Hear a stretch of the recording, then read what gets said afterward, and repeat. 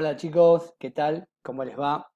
Vamos a dar comienzo a nuestra segunda clase y a la primera clase virtual. Y vamos a retomar un poco todas esas consignas que yo les pasé a través del grupo.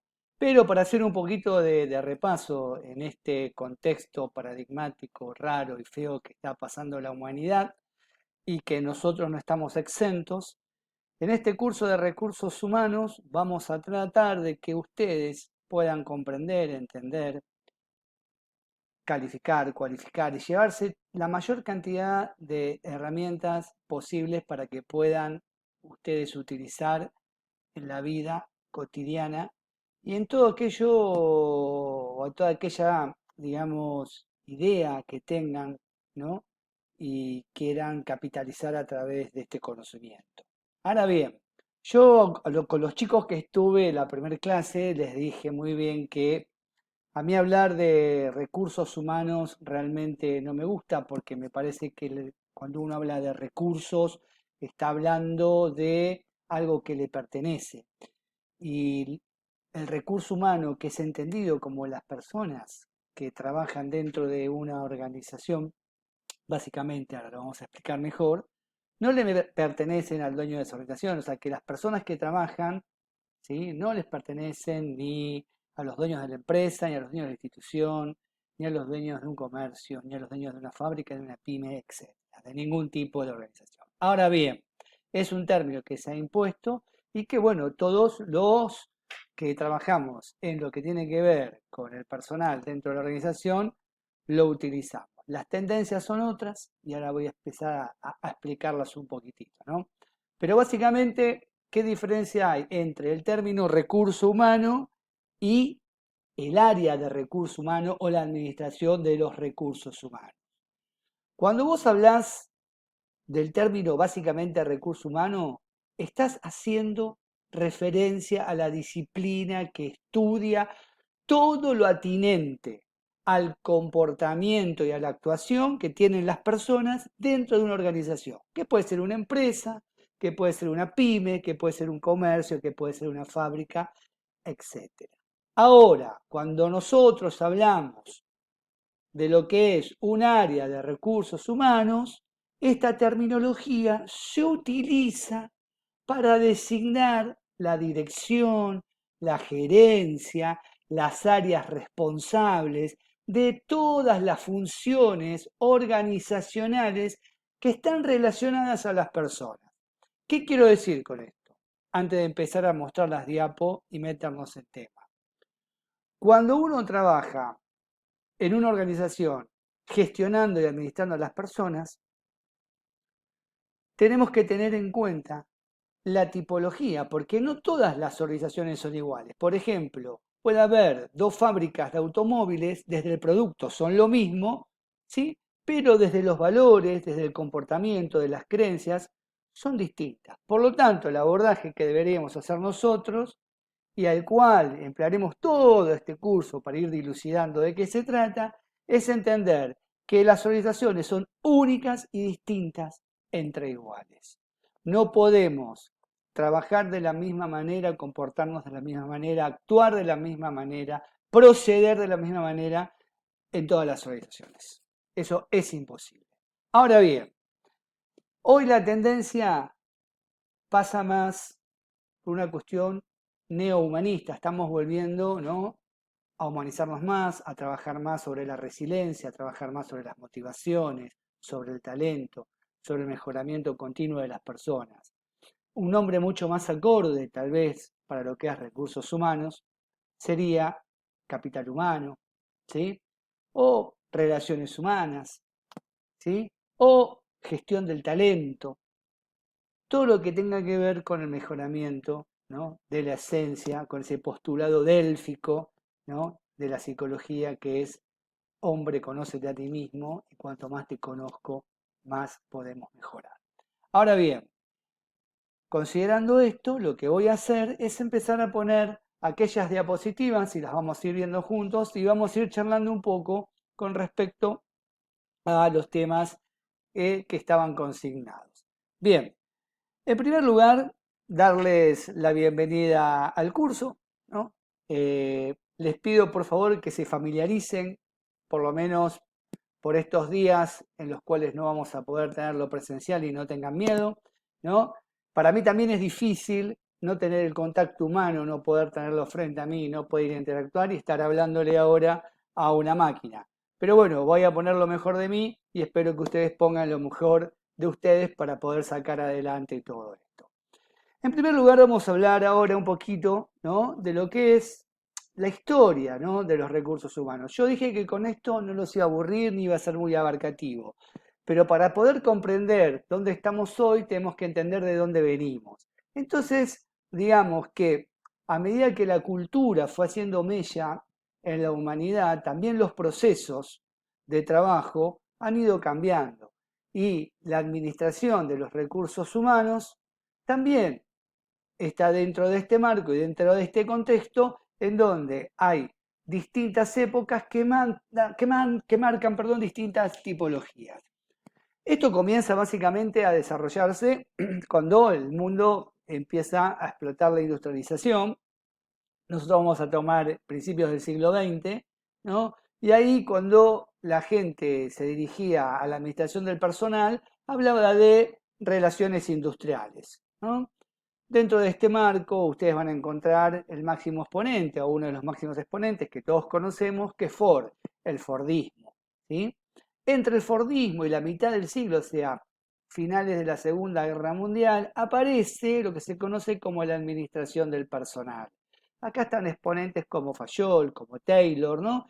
Que ellos lo que hacían era trabajar con las personas como si fueran parte del engranaje de una máquina, ¿sí? El hombre como parte del engranaje. No hicieron nada más ni nada menos que tomar al Fordismo y reformularlo. Y el Fordismo también seguía existiendo en esta época, ¿sí? Si uno ve la película de Chaplin, cosa que les aconsejo, Tiempos Modernos, van a poder ver muy bien cómo era contemplado dentro de las organizaciones el hombre. ¿Estamos de acuerdo? Y van a ver cómo aparece el concepto de enajenación, o sea, al hombre nada le pertenece, y de automatización, el hombre como parte de la máquina, ¿sí? Una vez superada esta etapa, ¿no?, debido a que, bueno, aparecen nuevas visiones en el marco profesional, aparece la tercera forma de administrar el comportamiento de las personas dentro de una organización, que es la administración de recursos humanos. O, si quieren, en hablar un poco de la humanización de las personas dentro del mundo de las organizaciones, para que estas relaciones humanas o estos recursos humanos no sean considerados tan inhumanos. Pero ¿qué es lo que ocurre? Después de la Segunda Guerra Mundial, entre 1950 y 1970, con los experimentos que hace el Tom Mayo en principio y después sus discípulos y quienes lo siguieron, trataron de llevar a un máximo de informalidad el trabajo, generando condiciones muy óptimas desde el punto de vista, digamos, del diseño, desde el punto de vista de la iluminación, desde el punto de vista de cómo gestionar el control de las personas, y se cayó en un informalismo muy fuerte, dejando de lado bastantes cuestiones normativas. Entonces esto no dio muy buenos resultados. Así como lo anterior tampoco da muy buenos resultados porque era una especie de neoesclavitud dentro del mundo de las organizaciones, donde las relaciones humanas, como dije antes, eran muy inhumanas, donde los hombres eran un legajo únicamente, donde no tenían contacto con nada que tuviera que ver con la esencia de la producción o del producto o servicio que estaban brindando, se pasó al otro extremo. Y cuando fuimos a ver los resultados, tampoco fueron los mejores. Así llegamos, ¿no?, a la administración de personal, ¿no?, hacia grandes rasgos, donde aquí aparece un equilibrio entre lo que era la informalidad de la Escuela de Recursos Humanos y Relaciones Humanas y, ¿no?, aquellas escuelas, ¿no?, bastante autocráticas, en donde la administración del trabajo era contemplada, ¿no?, desde el punto de vista, ¿no?, del engranaje y la fuerza del individuo como si fuera una herramienta o una máquina. En este equilibrio aparece el toyotismo, el neotoyotismo, los métodos japoneses como el Kaizen, etcétera, un montón de métodos donde, ¿no?, resaltan tres aspectos fundamentales. ¿Cuáles son esos aspectos? Lo que ustedes están viendo ahí en pantalla.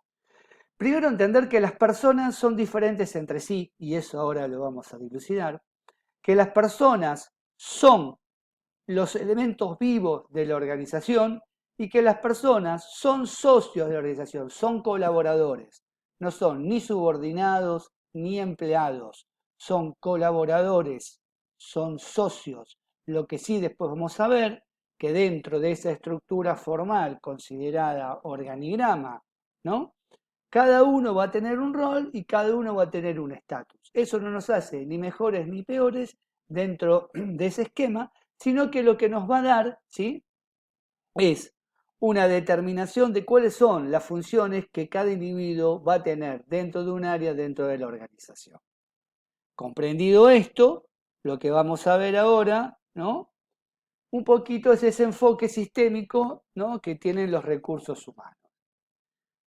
En nuestro primer encuentro, cuando charlamos básicamente de lo que era este curso, en qué consistía este curso, yo les contaba que para administrar las personas, lo primero que tenemos que hacer es conocer a las personas. Cuanto yo más conozco a las personas, más fácil va a poder ser la gestión de las mismas. Ahora, el área de recursos humanos es muy abarcativa. ¿Estamos de acuerdo? Hay una parte que es más cualitativa y hay una parte que es más dura. ¿Qué quiere decir esto? Hay una parte que se encarga más de las relaciones laborales, que tiene que ver con las paritarias, con las relaciones con el sindicato, todas aquellas acciones que están orientadas y dirigidas al derecho laboral. Y después está, ¿no?, todas aquellas áreas dentro de recursos humanos que trabajan básicamente la cuestión psicológica, sociológica, antropológica, comunicacional de los individuos o de las personas que están dentro de la organización. Entonces aquí aparecen más las áreas que tienen que ver con la capacitación y el desarrollo, ¿sí?, los incentivos, las rotaciones, las cualificaciones, etcétera, ¿sí? La selección de personal, tema que muchos de ustedes les inquieta. Hoy ya hablar de selección nos queda chicos hablar de atracción, selección de personal, porque las empresas lo que hacen es que las personas se sientan atraídas, que todos quieran trabajar en la misma, forma parte, ¿sí?, de este proceso.